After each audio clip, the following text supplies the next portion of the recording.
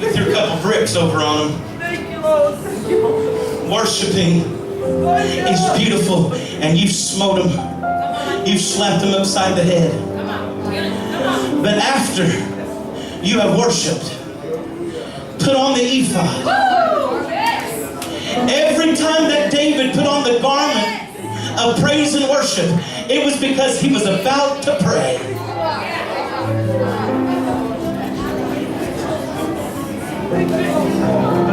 We'll let worship. I love worship. You won't find anybody that loves worship more than me. I love it. But we have let worship become everything and forsaken a prayer life. But worship was to bring us into the presence of God, get God's attention, so that then we can talk to Him. So we smite Him in worship. But then God wants us to reach out. And when you reach out to God, He'll allow you to grab the enemy and finally kill him. You wonder why you've been wrestling with the same thing for so many years? Because you've smote him, you've hit him, you've whacked him in the head, but you've never killed him, you've never destroyed him. And God said that this church is going to be a destroyer of the evil ones, a destroyer of the wicked ones. We're going to be known for this. And some people aren't going to like it. Amen. People don't like it when you get on fire for God. They may act like they don't. They get jealous of a church that's having real revival. Every natural evidence would have told David, write off your losses, man. That lamb is history.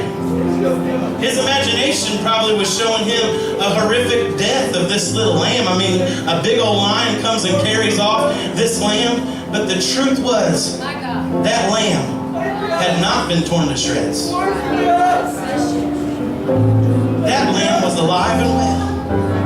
This is why it's important for you to push through and show up to church.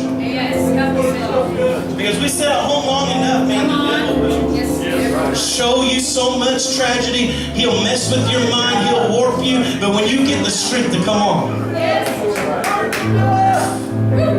when you get the strength to stand up and pray, I know there's times we absolutely cannot come to church. I hope you're praying.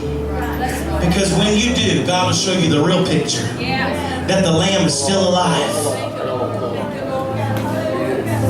When I read that story, when I read it, I was reminded of Jacob and how his sons had brought Joseph's coat to him, dipped in blood, and asked him whose coat it was. And Jacob saw the coat and he saw the blood and his mind went crazy. His imagination went off the scale. Genesis 37:33, and I'm getting ready to close. And he knew it and said, it is my son's coat. Glory. And this next part shows his imagination.